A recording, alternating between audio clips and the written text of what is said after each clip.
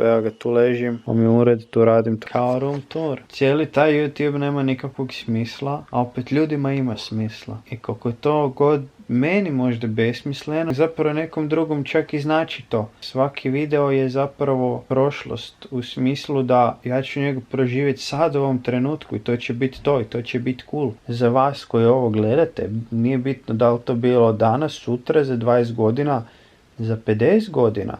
To mi je cool stvar, da ja mogu kroz ovu malu kamericu prenijeti zapravo iskustvo ovog sadašnjeg trenutka na svijet, na bilo koga. Ne znam ni ko gleda ovo, brati, da li iko gleda ovo. Svako od nas ima neki dar, svako od nas je tu došao s nekim razlogom. Zapravo svi smo došli s nekim razlogom, ako niš drugo, onda da buduće generacije imaju bolji život nego što smo ga mi imali, bar dok smo bili u cvijetu mladosti. Dalje smo u cvijetu mladosti, brate, samo što neki od nas venu, jebi ga, brate.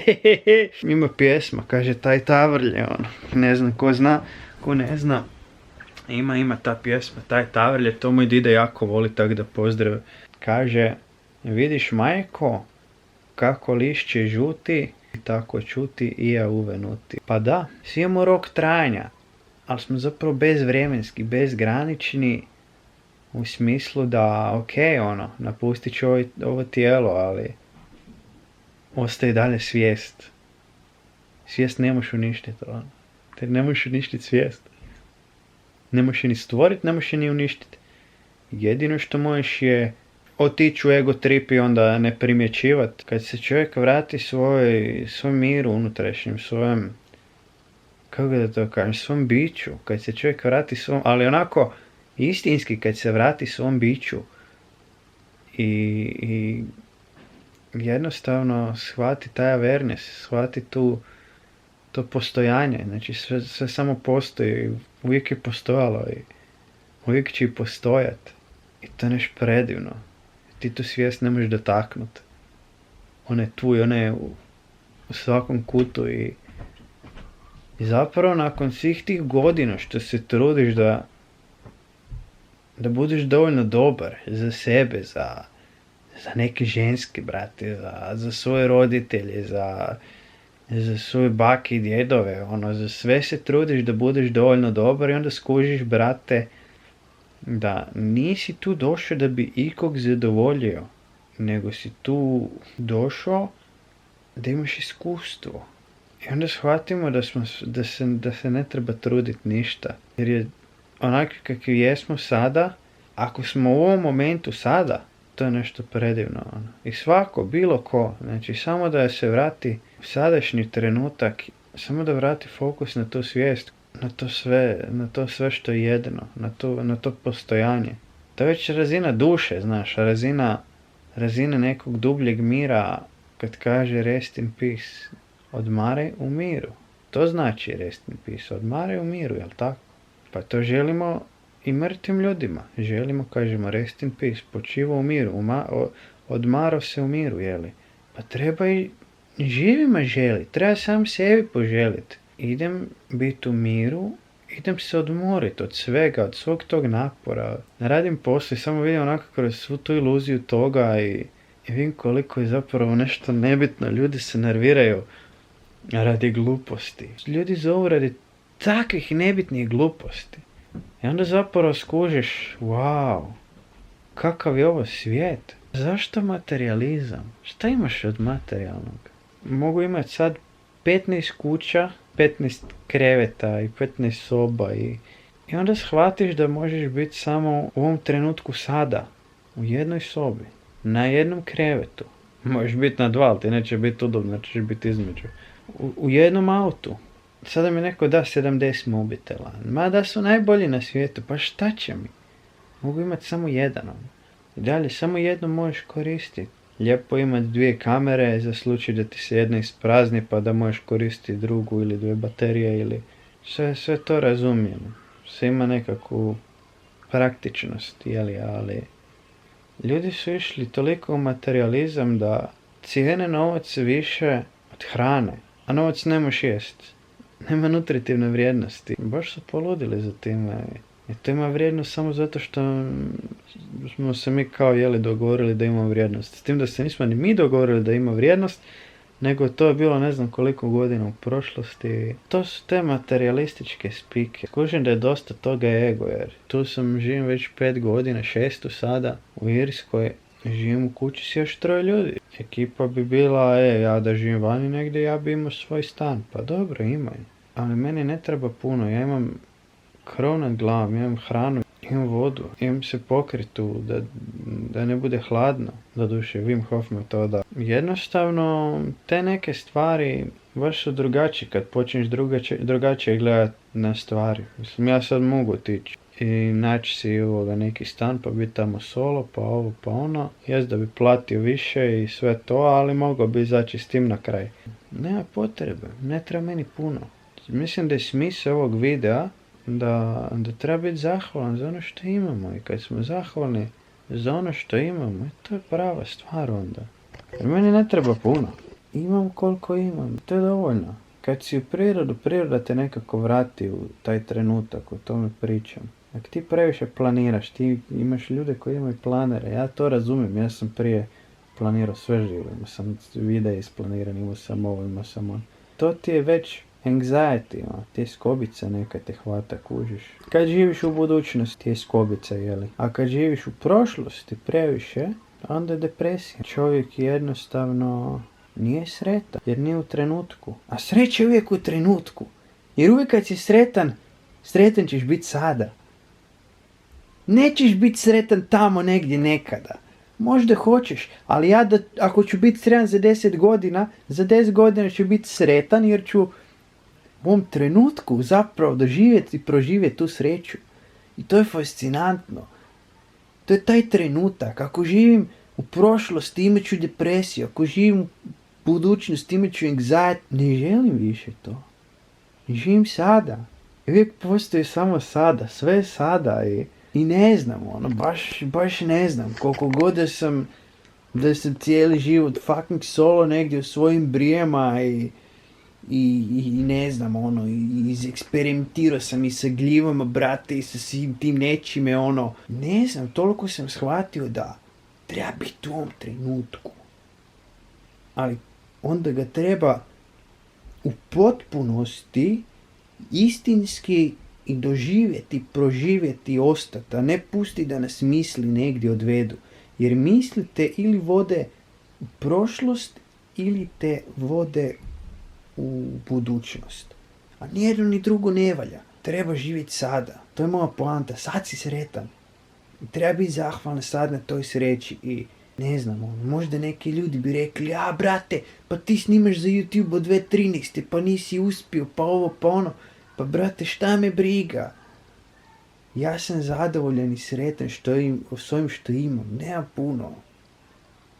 Ali ovo što imam znam cijeniti. To je lekcija. To je lekcija koja mi je trebala baš dugo. Jer sam bio jeben fucking razmaženo đubre, kužiš, kad se rodiš i onda si dijete i onda ti starci imaju para i onda ne znam, idete se prošetati po gradu, ti vidiš autić na daljinski, brate, a to je sad ništa vama, akuš, ali brate, kad to niko nije imao, znači to je bilo, sjećam se, imao sam neki džip mi je stari kupio na baterije, jebote, i to je bilo razmaženo derište, vidim igračku, rekao, mama, tata, kupite mi ovo.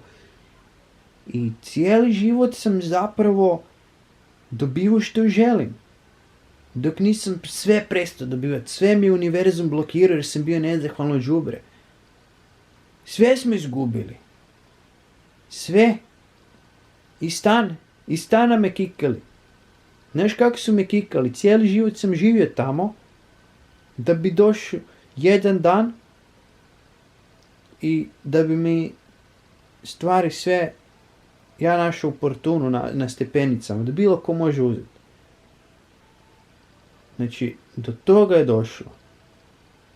Ja mislim da nema goreg osjećaja nego kad te neko tak šutne iz vlastitog doma, ali i to treba razumjeti. Sve treba razumjeti. Pa ja ne zamjeram ništa tim ljudima. Ja nikom niš ne zamjeram, baš me briga, gledam, svako radi najbolje što zna u datom momentu, u tom trenutku, a trenutak treba doživjeti, treba ga iskusiti, kad se vratiš ti na tu svijest, na tu svijest koja je svjedok početka, sredine i kraja, ali bezvremenska. Kad se vratiš na to, pa skužiš da je sreća u trenutku. Pa brate, pa ja ne znam. Pa meni ni 1.000.000 subscribera sad da mi date, pa ja ne može mi tu sreću platiti koliko mi može platiti sreća da sam prošao kroz sva sranja. Kroz sve živo sam prošao, ljudi, ne znam, te ne pričam, ne volim pričati o tome prečesto, nekad mi dođe pa ispričam, jer jebi ga, trauma te zvekne pa moraš nekako profiltrirati, a najbolje je da izventaš malo, ali definitivno, znači, sreća i trenutak sada i integrirati tu sjenu. I ta sjena, te gluposti koje sam radio kad sam bio mladi lud, to je dio mene. Bez toga ja ne bi bio kakav jesam danas, sorry. Jesu bile glupe stvari, ne podržavam to. Ali, to je dio mene, to je dio puta. Da toga nije bilo, pa mislim da bi bio i dalje neki razmaženi snob. Jer bio sam, jebote. Bio sam. I sebičan i sve i... Sve to za ljude, gle. Napredujemo, svi napredujemo i rastemo. Nije bitno koliko brzo neko napreduje, dok god ide naprijed. To je jedna stvar. Ali svakako, da, taj trenutak, tu sreću, to je... Ne treba mi razlog. Znaš, kad sam tražio toliko godina, jebote, toliko godina sam tražio neki razlog da bi bio sretan. Danas sam sretan jer mi je rođen. I onda sutra dan, više mi nije rođendan. Jebi ga. A sad kad nađem sreću bez razloga, čak ni nikakva mala stvar, ali kad vidim neku malu stvar, pa mi još poveća tu sreću. Pa imaš tu sreću i sebe vadiš burez. Imam bunar sreće u sebi. I boli me kurac što nemam ni vilu, ni subscribere, ni nikakve kuće, ni aute, ni vozački položen, ni kinte da platim državljanstvo trenutno, ali bit će sve to, a i da ne bude, baš me briga, realno, Bitna je ta sreća iznutra i da je čovjek svjestan svog postojanja, svoga bića vječnoga i ovo tijelo ima rok trajanja, ima. Jednom ga neće biti, kad ga neće biti, jebi ga, nek bude, onda nek ga ne bude.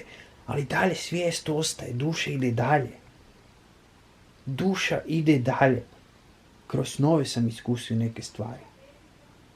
Kroz snove sam imao jedan osjećaj koji prije zapravo nikad nisam iskusio, ali sam ga iskusio u snu. Rekao, brate, ovo je super. I nakon nekog vremena, sad neću ulaziti u detalje jer je seksualne prirode, ali nakon nekog vremena sam actually to iskusio u real life-u. Isti osjećaj. Onda sam skužio. Ima nešto više. Možda nije to ni Bog u nekakvom smislu kako XY religija kaže, možda nije to, ne znam. Možda nekom je to univerzum prirodan, ali to je u suštini povezano sa samim sobom, sa svojim postojanjem. Brate, ja sam živ na ovoj planeti gdje ljudi umiru svaki dan, milioni ljudi umiru. Neki legnu, ne probude se, nažalost, jebi ga, tako je. Neki ne prežive, umru pri porodu, neki dožive 150 godina, 800, brate, godina, Metuzalem neki, ne znam. Ali je cool. Ovo ima rok trajanja i on neće trajati vječno, ali to nema veze, jer duša ide dalje. I ne treba mi ništa da budem sretan, jebote. I to mi je najljepše. I baš me briga. Pa da. Znaš kako je, kad se digneš na stage prvi puta, pa te počne prati ego tripovi, pa onda misliš da si neko mudo. Pa onda nakon tog haja te rokne lov kad skužiš da si goli kurac i da nemaš ništa i da nikog ne boli kurac za tebe, brate. I onda ti malo ta realnost, znaš, onako dođete pa te testira. Ali treba proći kroz sve to i prođeš i onda zapravo shvatiš da je ta sreća tu, unutra. I samo treba to srce jebeno otvori da kažeš, da ono, ja biram tu sreću. Jer sam u trenutku. Ja ne mogu misliti da budem sretan. Ti jednostavno budeš sretan. Ne treba ti ništa. I to je to. I bez razloga. I to je najljepša sreća. Imaš sreću i mir bez razloga. I eto. To je moj video. Ne znam da li ću snimati išta više za ovaj YouTube, brate, realno. Ispunio sam se, eto, baš sam se sad ispunio. I ta neka energija dobra je ušla u mene. Imao sam još jedan taj awakening danas, baš mi bilo ono, wow. I to, eto, samo sadašnji trenutak i zahvalnost i mir i to je to. I to je to. I onda kad vidiš da neki ljudi nemaju puno, nemaju ništa, brate, sretni su. To je ono, šta bi rađe, pare ili sreću? Pa možeš imati oboje. Možeš imati oboje. Ako uporno radiš, ako dobro radiš, možeš zaraditi neka sredstva. Isto tako možeš biti sretan. Samo treba se čovjek prihvatiti. Teško se prihvatiti kad prođeš sve te javne, brate, sramote i blamove i pičke materije. Ali skužiš na kraju da gle, to je sve to dio mene. Sve je to dio mene. Svaki loš korak, sve je dio mene, buraz. Svaki dobar korak, sve je dio mene, buraz. Pa treba proslaviti jebe u mater. 2022. 7000 i ko je? 590 po ovom drugom kalendaru, ne znam. Ali, eto.